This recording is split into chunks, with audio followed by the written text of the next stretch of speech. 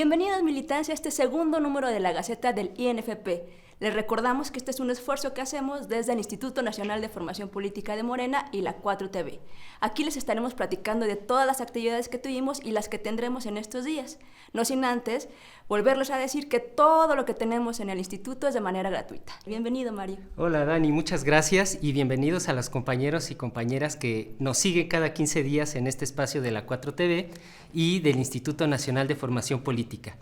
En este número 2 de la Gaceta tendremos a Rafael Barajas el Fisgón en una entrevista. Hay que recordar que en los siguientes números estaremos realizando entrevistas a todas y todos los compañeros que hacen posible el Instituto Nacional de Formación Política. También tendremos en nuestro espacio de videocolumna a la compañera Renata Turran, quien nos hablará sobre lo político en medios de comunicación y los periodistas. Y Dani, también tendremos toda la información de la oferta formativa que tenemos en el Instituto Nacional de Formación Política, talleres, conferencias, charlas magistrales y todo lo que tenemos. Entonces, si quieres, ¿por qué no? Comenzamos con este número 2 de la Gaceta del INFP.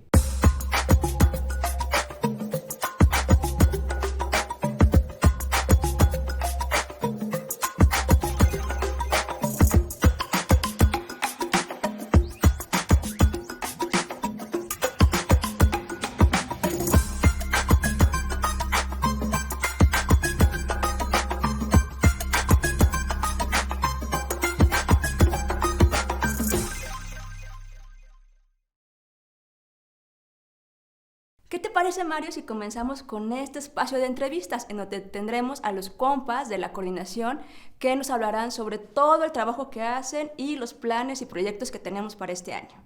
Por supuesto, Dani, en esta ocasión tendremos a Rafael Barajas. Vamos a ello.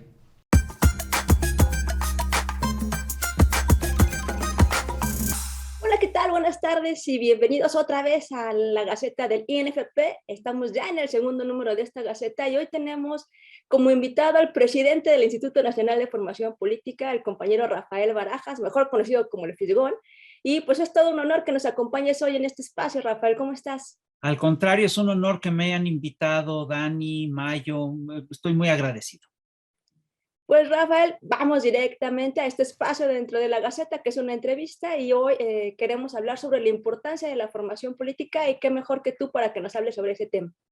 Pues no sé si qué mejor que yo o qué peor que yo, pero sí quiero decirle, yo estoy convencido de que la formación política es crucial para cualquier proceso de transformación. Si nosotros revisamos la historia de todos los procesos revolucionarios o de cambio, de transformación que se han dado en los últimos 200 años, vamos a ver que el fundamento de todos estos procesos es siempre una toma de conciencia generalizada. Si tú revisas, por ejemplo, lo que fue la guerra de independencia de Estados Unidos, si revisas lo que fue la Revolución Francesa, si revisas lo que fue el ciclo de la primavera de los pueblos, lo que fue el movimiento liberal mexicano, lo que fue el ciclo de las revoluciones sociales, te vas a dar cuenta de que en todos estos procesos, para que se dieran todos estos procesos, hubo una toma de conciencia generalizada. Se organizó pensamiento y no solo eso, sino que ese pensamiento se divulgó y se masificó. Es decir, hubo un conjunto de ideas innovadoras. En todos estos procesos lo que tú tienes es que hay un conjunto de ideas innovadoras, una masa crítica que deriva en una propuesta distinta de sociedad, ¿no? Y que esta propuesta distinta de sociedad, que esa masa crítica, que este conjunto de ideas que conforma una alternativa social, se masifica y se divulga. Eso es la formación política. Entonces, por ejemplo, para que se diera la guerra de independencia de Estados Unidos, la Revolución Francesa, la independencia de México, es decir, primero tuvieron que salir los filósofos de la Ilustración a hacer una crítica consistente de lo que fue, de lo que es el sistema feudal. Pero después esta crítica derivó en un proyecto alternativo de sociedad y todos estos proyectos se masificaron primero a través de lo que fueron los círculos masónicos. No porque la masonería fuera una agrupación rebelde, no, sino porque era uno de los pocos espacios de discusión política que había en la época. Entonces tú te vas a dar cuenta que pues Voltaire era masón, Danton, Marat, Robespierre, todos ellos eran masones.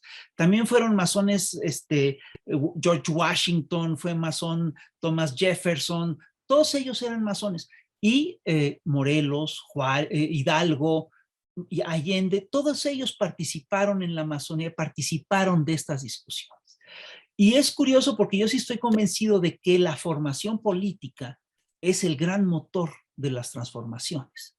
Lo mismo ocurrió en tiempos de la primavera de los pueblos. La primavera de los pueblos en Europa hubiera sido incomprensible, inconcebible, sin la existencia de las discusiones que se dieron en la masonería en Europa. Pero también el movimiento rebelde de los liberales mexicanos del 19 se dio en gran medida a partir de los debates que se hicieron en la masonería. Todo eso es formación política. Lo mismo ocurre después con el ciclo de las revoluciones sociales. Para que se dé la Revolución Mexicana, para que se dé la Revolución Rusa, tuvo que haber grandes discusiones y grandes debates, y se tuvo que masificar la formación. Eso hicieron, por ejemplo, en México, los clubes revolucionarios del Partido Liberal, del Club Liberal Ponciano Arriaga, que después conformaron el Partido Liberal Mexicano. Y lo mismo ocurrió en Rusia con los círculos de estudios socialistas, donde se debatían y discutían textos de Lenin, de Marx, de Engels. El nivel del debate era muy alto. Entonces, es curioso porque yo estoy convencido de que en México, en México tenemos una fuerte tradición de transformaciones. México es uno de los pocos países del mundo que ha hecho 3 transformaciones antes de esta. Esto es una cosa verdaderamente rara y atípica. Pero México sí se ha metido en estas cosas, y yo estoy convencido de que la parte profunda de las transformaciones se dio no en la parte violenta, no en la fase violenta de las revoluciones, sino en la fase en la que se discutían los proyectos. Por ejemplo, todavía tenemos que revisar el peso que ha tenido para el proyecto de la postrevolución lo que fue el programa del Partido Liberal Mexicano de 1906, que es un programa que consensó toda una visión del país, todo un proyecto de país, y que fue parte de un debate colectivo. Entonces, lo que sí te quiero decir es que, por supuesto, que la formación política es fundamental para cualquier proceso de cambio y de transformación. Yo diría que es el motor esencial. Perdón. Muchas gracias, Rafa. Antes que nada, agradecerte estar aquí en este espacio, agradecer a Dani también. Y la siguiente pregunta parecería obvia, dado el contexto que nos das, pero ¿qué importancia tiene que dentro del partido, que dentro de nuestro partido Movimiento, haya un Instituto Nacional de Formación Política? ¿Cuál es esa importancia? Parecería obvia la pregunta, dado lo que ya nos dijiste, pero ante lo obvio, pareciera que no se menciona y luego se olvida esas cuestiones obvias. No, la pregunta no es obvia, al contrario. Además, yo sí creo que la razón, es decir, hay muchas razones, tuvimos muchas razones para echar a andar un instituto de formación política. La primera es que el movimiento obradorista está fundado en lo que Andrés llama la revolución de las conciencias. Y estamos convencidos de que para profundizar la transformación necesitamos profundizar la revolución de las conciencias. Quiero decir que esto es particularmente importante porque nuestro proceso de transformación, el proyecto de transformación que estamos impulsando, es muy distinto a los anteriores. En los anteriores se trató de hacer tabula rasa, se trató de acabar con los viejos regímenes. Es decir, y esto queda muy claro, por ejemplo, en el proyecto insurgente. Los insurgentes lo que querían era acabar con toda injerencia de la corona en nuestro país, y lo lograron de alguna manera. Pero el régimen feudal persistió de muchas maneras, ¿no? La sociedad de casta siguió viva, las élites siguieron siendo igual de poderosas, etc. Lo mismo ocurrió, por ejemplo, en la Revolución Mexicana. Se buscó hacer tabula rasa de lo que era el porfiriato, y sin embargo, el partido que surgió en la postrevolución, lo que termina haciendo es que termina adaptando muchas de las formas, asumiendo muchas de las formas del porfiriato. Nosotros no estamos impulsando una revolución violenta.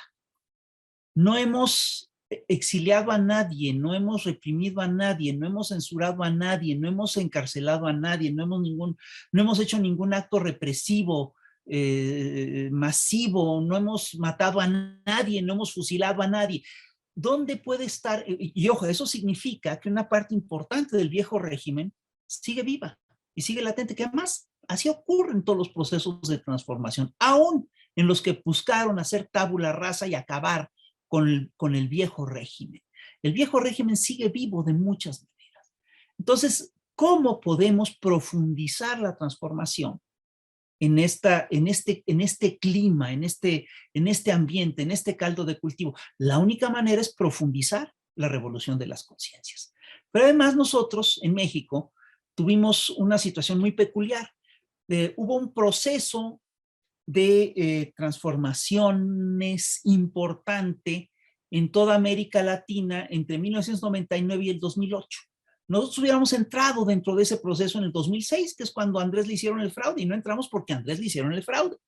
Entonces, tomamos, ¿no? Y después hubo un proceso también, una oleada contrarrevolucionaria muy clara, que fue desarmando a muchos de estos procesos en América Latina. En Brasil, en Argentina, hubo contragolpes. Por supuesto que en Ecuador, en muchos otros países hubo contragolpes. Y una de las razones de estos contragolpes tiene que ver con el hecho de que el partido, y es un fenómeno muy común en todo proceso de transformación, el movimiento de cambio al llegar al poder, deja el partido, deja el movimiento, abandona las calles, se concentra en gobernar, y ahí es cuando la derecha toma las calles y impulsa golpes mediáticos, golpes blandos, y uno de los pocos mecanismos de defensa que tienen los procesos de transformación es justamente seguir organizando a la base, seguir organizando, es decir, no dejar las calles, ¿no? Y seguir organizando pensamiento. Y uno de los problemas serios que ocurren cuando los partidos de izquierda o los partidos de oposición llegan al poder es que el gobierno se lleva todos los cuadros. Entonces, para suplir todas estas cosas, era absolutamente indispensable organizar un instituto de formación política. Y yo lo que quiero plantear es lo siguiente, es decir, en el momento actual tenemos que tener muy claro que hay tareas muy fuertes, que el viejo régimen sigue vivo, sigue intacto a muchos niveles. Hay niveles en los que está golpeado, pero en muchos niveles sigue intacto. Por ejemplo, el cuarto poder sigue totalmente en manos del viejo régimen. Hay una parte del aparato sindical de este país que sigue en manos del viejo régimen. Lo acabamos de ver con las elecciones del Sindicato de Trabajadores Petroleros de la República Mexicana. El aparato judicial sigue en manos del viejo régimen. Y por supuesto que el viejo régimen sigue vivo en las cámaras y todo eso, aunque acotado, pero ahí está. Entonces, una de las herramientas que tenemos para poder profundizar los procesos de cambio es persistir en la movilización contra el viejo régimen. ¿Qué implica esto en los tiempos que corren? En los tiempos actuales básicamente implica impulsar la reforma eléctrica, impulsar las otras reformas que necesita, que son necesarias para acabar o para acotar al viejo régimen. Es decir, necesitamos impulsar una reforma electoral, puesto que los aparatos electorales actuales están en manos del viejo régimen, y necesitamos además impulsar una reforma en seguridad. Y además conviene o es urgente seguir impulsando todos los procesos digamos, de democracia directa.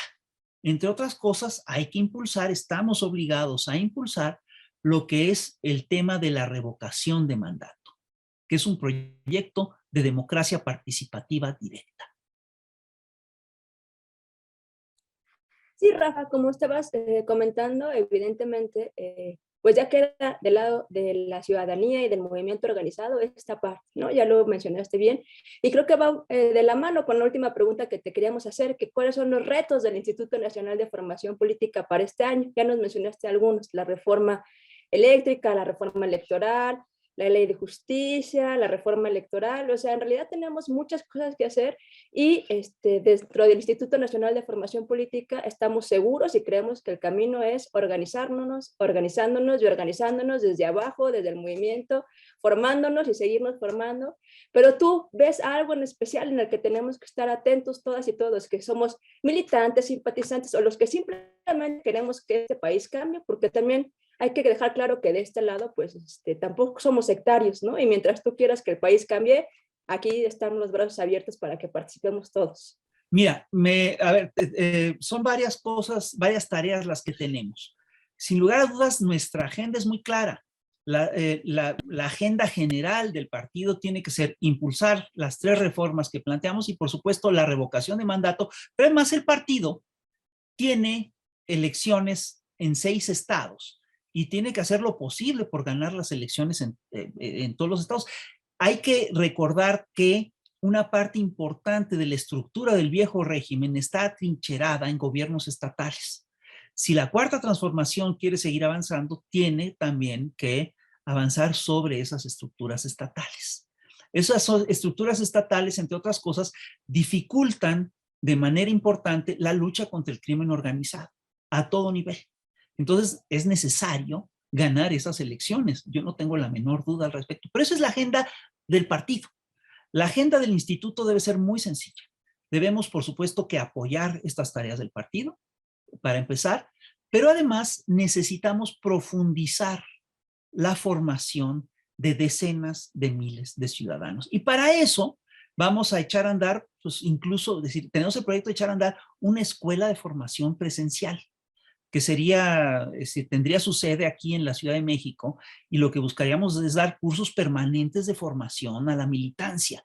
Necesitamos recorrer todo el país y organizar al Instituto de Formación Política en todos los estados de la República, porque obviamente el instituto ha crecido de manera muy desigual y combinada. Hay estados en los que hay muchos círculos de estudios, hay estados en los que tenemos estructura y hay estados en los que estamos muy desamparados, ¿no? Entonces tenemos que hacer un armazón a nivel nacional de todo el instituto, ¿no? Y todo esto lo tenemos que hacer, por supuesto, informando y formando militancia.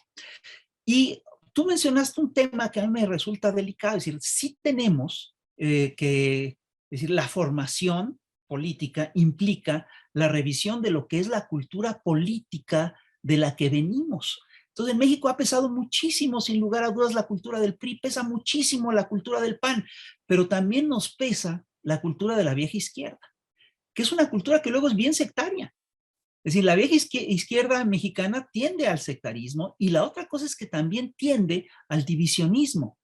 Es decir, necesitamos que la militancia entienda que es una tarea ética el mantener la unidad dentro de la Cuarta Transformación. No debemos olvidar las lecciones que hemos tenido de la Revolución Mexicana, de lo que fue la República Española, de lo que, es decir, de que para poder mantener cambios profundos se necesita disciplina, se necesita coherencia, se necesita unidad, se necesita que no gastemos pólvora en infiernitos, que entendamos que tenemos enfrente a un régimen que no hemos derrotado, ¿no? Que sigue vivo y que nos amenaza a muchos niveles, ¿no? No se nos puede olvidar, por ejemplo, lo que dijo Martín Moreno de que había que colgar a los obradoristas. No podemos olvidar las amenazas de estos grupos de intelectuales que hablan de que de que habrá que cobrar venganza. No se nos pueden olvidar las amenazas de Claudio X González y no podemos olvidar, por ejemplo, esto que acaba de decir el candidato de Movimiento Ciudadano Palazuelos, que amenaza con cobrar venganza a todos los que no lo apoyaron en esta campaña, que le estaba tomando nota, ¿no? Es decir, estamos efectivamente ante un régimen que está muy lastimado, pero que no está del todo finiquitado, no está ni de lejos finiquitado. Sigue vivo, sigue siendo muy peligroso Y pues una cosa que tenemos que entender nosotros es que no podemos pelearnos a lo tonto entre nosotros, que tenemos que encontrar canales para mantener la unidad y para seguir profundizando la transformación a nivel nacional. Y esto implica, por supuesto, combatir a nuestro sectarismo, ¿eh? Rafa, importante el mensaje que nos das, el contexto histórico, político que nos acabas de platicar, y te agradecemos mucho por esta entrevista para el número 2 de la Gaceta del INFP. Estaremos invitando a más compañeras y compañeros que forman parte del Instituto Nacional de Formación Política para que nos hablen de los proyectos que Rafa ya habló a grandes rasgos. Entonces, muchas gracias, Rafa, Al y estamos contrario, aquí presentes. muchas gracias a ustedes y estamos en comunicación.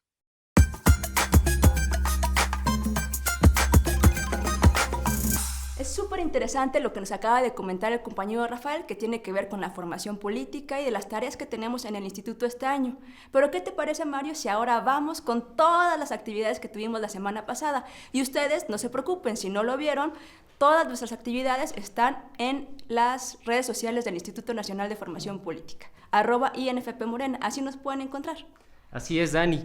De hecho, la semana pasada, el 5 de febrero, tuvimos el Encuentro Internacional sobre Soberanía Energética. Este encuentro se hizo por parte del Programa de Buen Gobierno y estuvieron la compañera secretaria Citlali Hernández, estuvo el presidente del instituto, Rafael Barajas El Fisgón, el coordinador de la Red Nacional de Círculos de Estudio, Alfonso Rodríguez, y por supuesto, Diana Paniagua, quien encabeza todos los esfuerzos de este programa de buen gobierno. Además, estuvieron personajes de talla internacional hablando sobre este tema. Si no lo pudieron ver o si quieren repetir estas sesiones, están en las redes sociales del instituto o están en las redes sociales del programa de buen gobierno. También tuvimos la semana pasada, como se los habíamos comentado, a los compañeros de la Red Nacional de Educadores Populares, la RENAEP.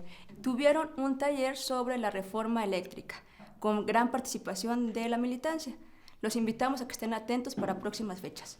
Por otra parte, también en la coordinación académica y en el seminario del Avia Yala, que está a cargo de la compañera Katia Colmenares y Karina Ochoa, las compañeras tuvieron como invitado al sociólogo Ramón Grossfogel, quien nos habló sobre política, ética, y para todos los que se perdieron esta entrevista, les vamos a pasar un pedacito para que se animen a verlos. Recuerden que todos los contenidos del instituto lo pueden ver a través de Morenflix.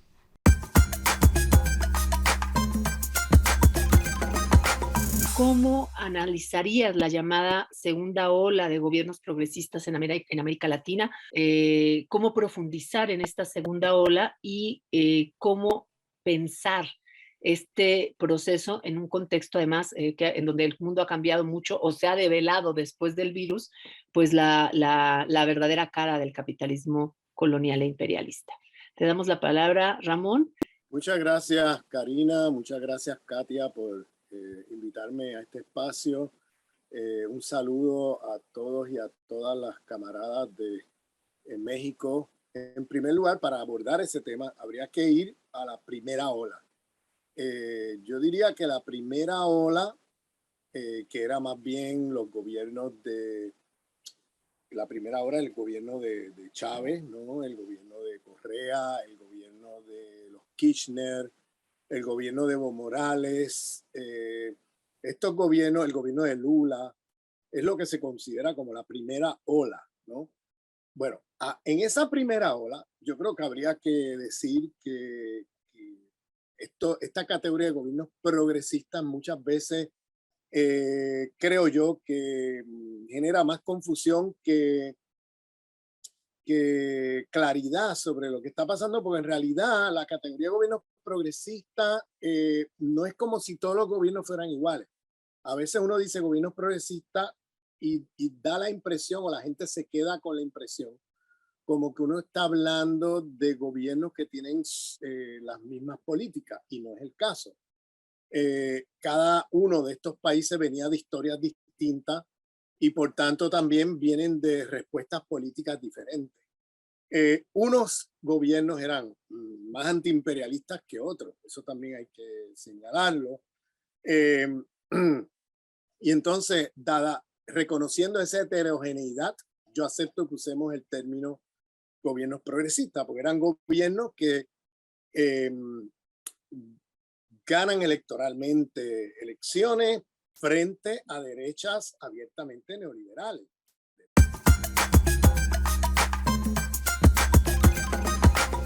También hay que mencionar que los compañeros de la Coordinación de Formación Internacional ya tuvieron sus círculos de estudio el día de ayer con compañeros de mexicanos en Europa. Se trató el tema sobre la ideología de Morena y sus principios.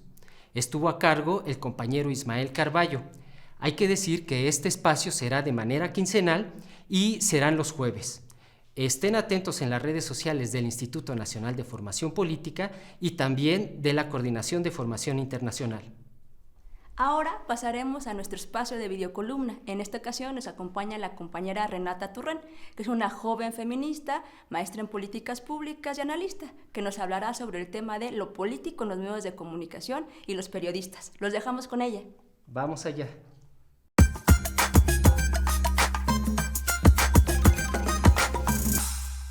Hola, yo soy Renata Turrent. Hoy voy a platicar un poco sobre el ejercicio periodístico y la acción política del periodismo.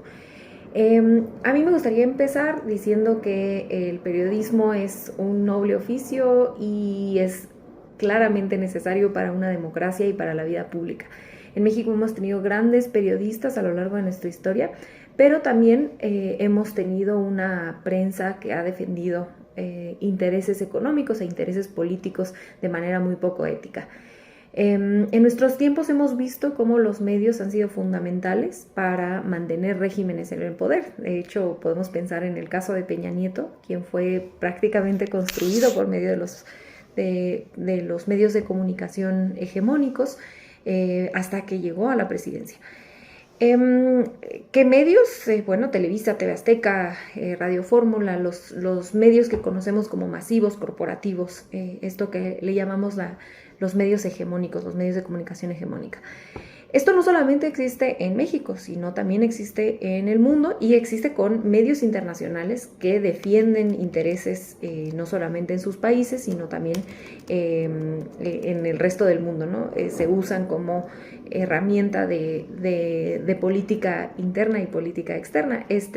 Algunos ejemplos de esto son el New York Times, el Washington Post, The Economist, el Financial Times, diferentes medios muy conocidos a nivel internacional que no solamente tienen injerencia dentro de sus países, sino que también buscan afectar políticas públicas o la política dentro de otros países, y ahorita vamos a hablar un poco más al respecto. Creo que con esto lo importante, antes de entrar a algunos ejemplos que me gustaría tocar, es entender que el periodismo es una herramienta política y que el periodismo no es neutral. Los periodistas son seres humanos que tienen diferencias, que tienen posiciones políticas válidas, pero que creo yo lo que no es válido es salir por el mundo a decir que como si no tuvieran algún tipo de posición política, cuando sí, siempre un medio tiene una editorial, tiene una línea política y es válida siempre y cuando sea honesto con esta línea política. Dice Bastián Vila que el periodismo no puede ser neutral, pero tiene que ser ético. Y creo que esa es la manera en la que podemos verlo, ¿no? Y parte de la ética es enunciar desde dónde nos paramos como medio de comunicación o como comunicadores y comunicadoras. Ahora creo que esto es un preámbulo un poco para hablar sobre lo que ha acontecido en últimos días, en específico estas campañas de desprestigio a la familia de López Obrador, primero con los chocolates Rocío y ahora con el supuesto conflicto de interés con la casa que renta la nuera de López Obrador, la esposa del hijo del presidente en Estados Unidos. No me meto mucho al tema porque ya se ha discutido ampliamente, se ha hablado en la mañanera, se ha demostrado que no existe conflicto de interés. Para quien no lo ha visto, puede ver la mañanera donde está el presidente de Pemex explicando cómo están los contratos, e incluso existe un micrositio en Pemex donde ustedes pueden ver cualquier contrato de Pemex y de esta manera descartar que existe el conflicto de interés que mencionan los medios de comunicación, en específico el reportaje, entre comillas, que hizo Mexicanos contra la Corrupción y difundido por Latinos y Loret de Mola. ¿Por qué es importante hablar de esto? Bueno, porque es importante saber desde dónde, quiénes son quienes están empujando estas noticias falsas. O estas campañas de desprestigio y por qué. Y resulta muy obvio que empiezan a hacer este tipo de campañas justo antes de, cuando tenemos en puerta la reforma energética que ha tocado muchos intereses, no solo nacionales, sino internacionales. Creo que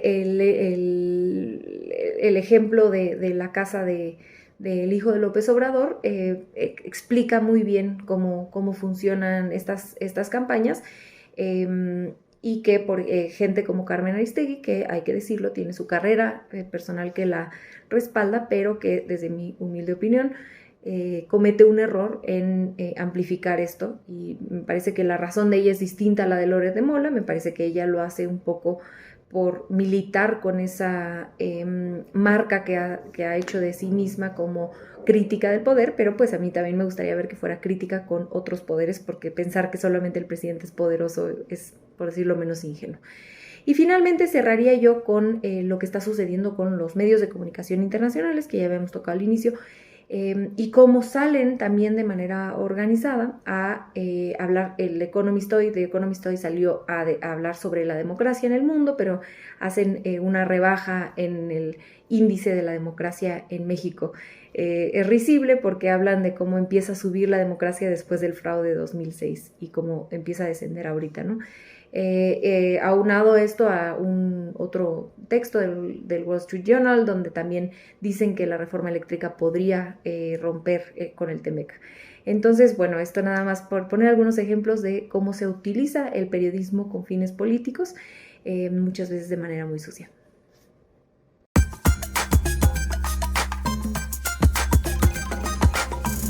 Muchísimas gracias a Renata Turren por acompañarnos en esta videocolumna. Ojalá no sea la última vez que esté con nosotros. Pero ¿qué te parece, Mario, si les vamos contando a todos los compañeros que nos están viendo a través de la 4TV del Instituto todas las actividades que tenemos para las siguientes semanas? Por supuesto, Dani. Fíjate que la siguiente semana los compañeros de la coordinación académica, en el programa que llevan a cabo con diputadas y diputados electos, estarán en Tamaulipas haciendo talleres sobre la reforma eléctrica, sobre revocación de mandato y sobre las elecciones de este estado. Hay que recordar que en los próximos números de la Gaceta estaremos dando información de cómo nos fue en esta jornada formativa con los legisladores de allá de Tamaulipas. También los compañeros de la Coordinación de Formación Internacional nos invitan a participar en la primera sesión del Círculo de Estudios para Mexicanos en los Estados Unidos, en esta ocasión con el tema sobre un taller de comunicación popular. Estará a cargo de la compañera Lina Duarte, que todos la recuerdan, es una periodista independiente. Esto se llevará a cabo el próximo sábado 12 de febrero a las 4 de la tarde y será una actividad virtual. Los invitamos a que a través de las redes del instituto y de la misma coordinación puedan acceder a toda la información para que nos acompañen.